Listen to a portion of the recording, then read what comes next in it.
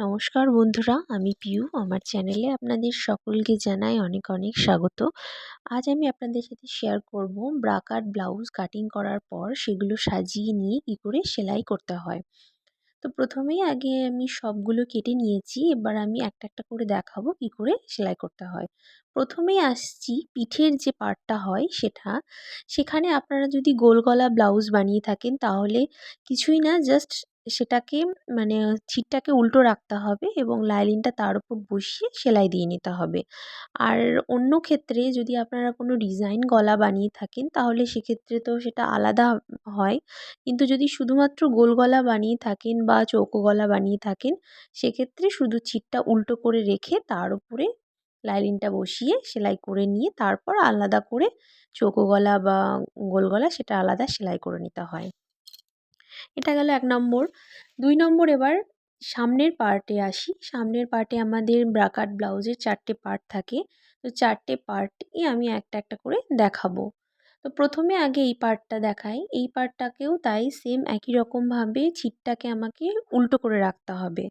ছিটটা রাখবো আমি উল্টো করে, তার উপরে আমি লাইলিনটাকে বসাবো এবং লাইলিনটা বসানোর পর আমি সেলাই করে নেব।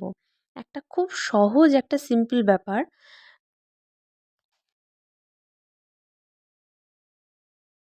সেলাই করার সময় অবশ্যই খেয়াল রাখতে হবে সেলাইটা যেন একদম ঠিকঠাক হয়। আর একদম সেলাইটা একটু ধারে ধারে দেওয়ার চেষ্টা করবেন, বেশি ভিতরের দিকে দেবেন না। একদম আমি যেরকম চক দিয়ে দাগ দিয়ে নিচ্ছি ঠিক সেই রকম লাইন বরাবরই কিন্তু সেলাইটা আমাকে দিয়ে নিতে হবে। সেলাইটা আমার এখানে দিয়ে নেওয়া হয়ে গেছে। এবার আমি দেখাচ্ছি যে কীরকম হয়েছে। জিনিসটা ঠিক এরকম হবে সেলাই করার পর। এটা হয়ে গেল। তারপর এবার আরেকটা আমি পার্ট দেখাবো।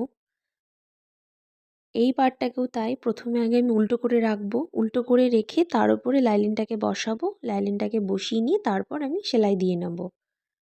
এই যেটাকে আমি উল্টো করে রেখেছি। উল্টো করে রাখার পর এবার আমি লাইলিনটাকে এই যে বসালাম। তারপর আমি আস্তে করে সেলাই দিয়ে নেব।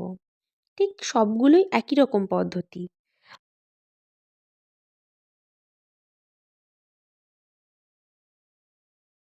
২ দিকেই আমার সেলাই দিয়ে নেওয়া হয়ে গেছে। এবার আমি দেখাচ্ছি কীরকমভাবে আমি সাজিয়ে এটাকে রাখবো। অর্থাৎ কীরকমভাবে রাখলে আমার জিনিসটা ঠিক হবে।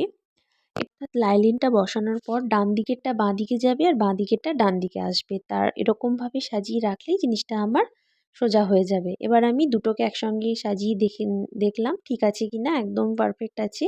এবার আমি এই পার্টটা সেলাই করব। এই পার্টটাও একদম সেম ছিটটাকে আমি উল্টো করে রাখবো। তার উপর লাইলিনটাকে বসিয়ে সেলাই দিয়ে নেব। সেলাইটা আমার দিয়ে নেওয়া কমপ্লিট।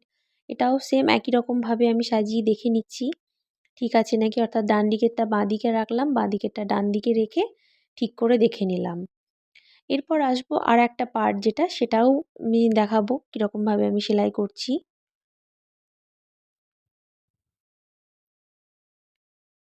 এই যে এটাকেও তাই।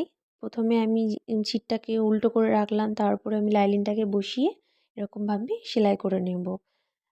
ব্রাকাট ব্লাউজের ক্ষেত্রে মোট ৬টা পার্ট হয়ে থাকে।